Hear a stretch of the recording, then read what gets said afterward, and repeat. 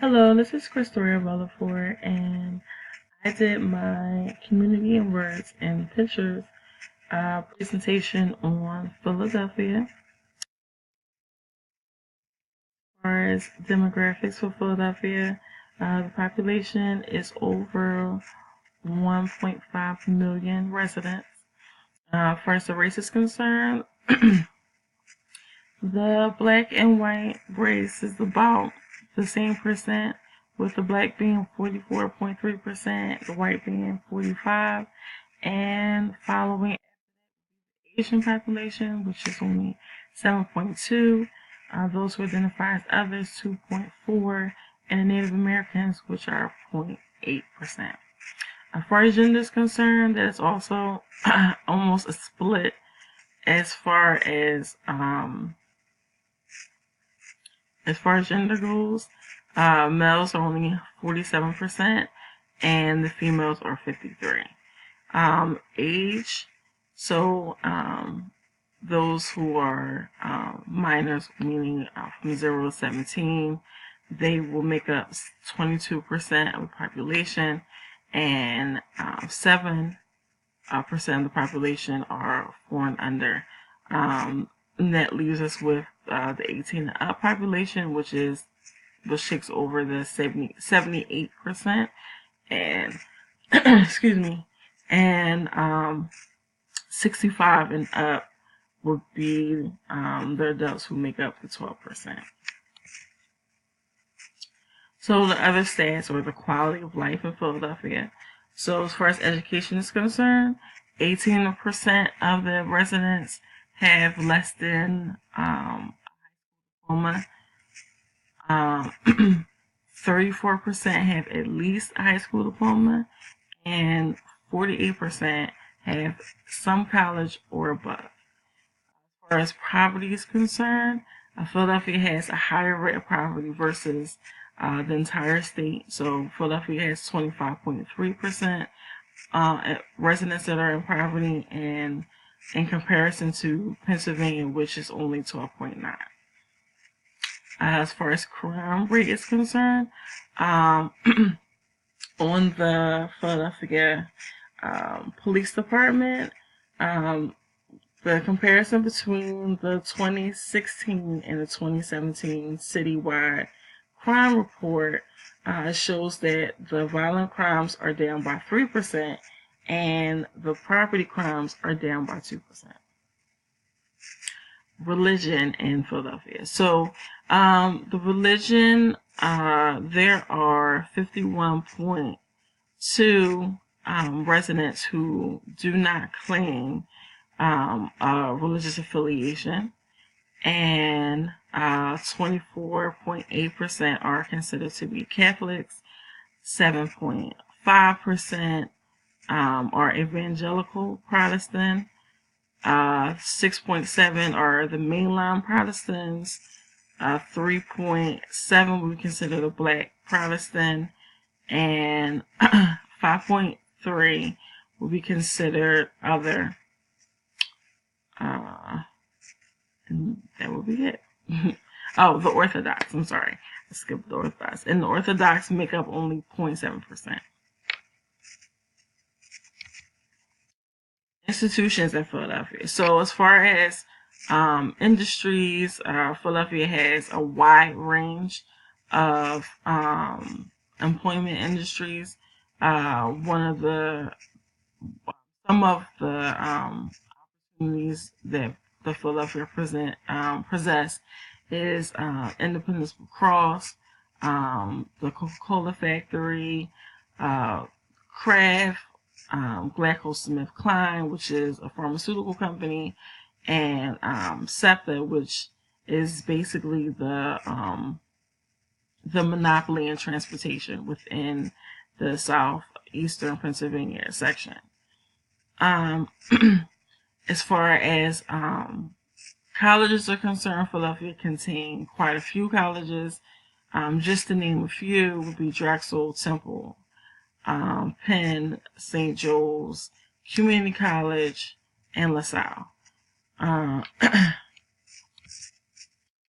Informal institutions, so This page is dedicated to all the Philadelphia sports. As you can see, there are 6 major sports teams or sports leagues that Philadelphia house. As far as other informal institutions, you have the first zoo in America, which is the Philadelphia Zoo. You have the Kimball Center, the Pennsylvania Convention Center, the Reading Terminal, the famous Rocky Stairs in front of the Art Museum, the Spruce Street Harbor, and many, many other other activities. So as far as the map of my community, as you can see, I have a map of Philadelphia, which is broken into neighborhoods.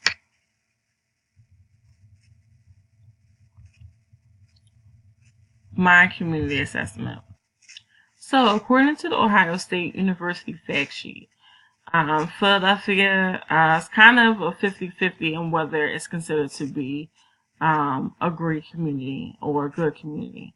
And I'm just go over the sections just to show.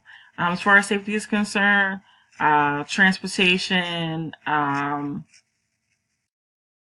disasters, crime rates, Philadelphia actually does a pretty good job in addressing all of those issues and concerns. As you can see in the chart before, that the crime rates are actually going down. Well, I would say that one of the issues for as traffic is concerned, that I've noticed within the past couple months, is that the potholes are horrible. But Philadelphia is in the process of addressing those concerns as well. As far as goods and services are concerned, Philadelphia is actually considered a pedestrian-friendly city. And the reason for that is because each neighborhood, which in the map that I showed you before, each neighborhood has a wide range of goods and services that are made available, such as grocery stores, nice little malls, like, small malls, but, in those malls can be clothes, cell phone, be able to pay your bills, things like that. So that's definitely a lot of opportunity to take care of things. There isn't just a one central location to obtain goods and services. Now, as far as relationships that binds citizens together, this is where it begins to decline as far as being considered a good community. Because as Philadelphia progressed as a metropolitan, they really lost that sense of community.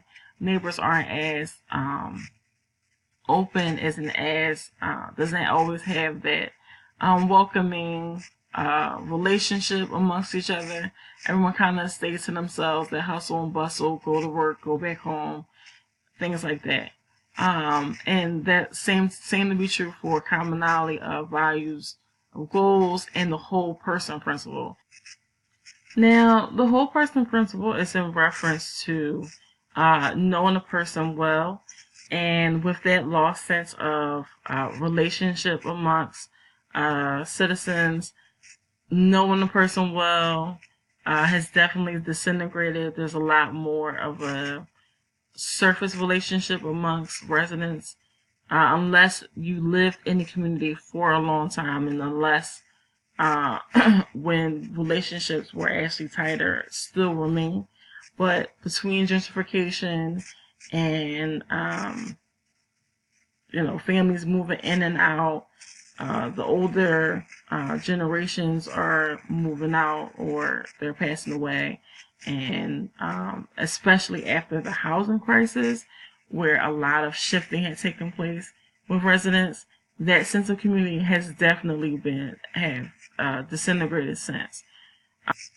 Now, a recognized place in social society, when looking at Philadelphia within the perspective of community, that is not necessarily present. However, because there are so many smaller communities within Philadelphia, that is very possible, but not necessarily on the large scale.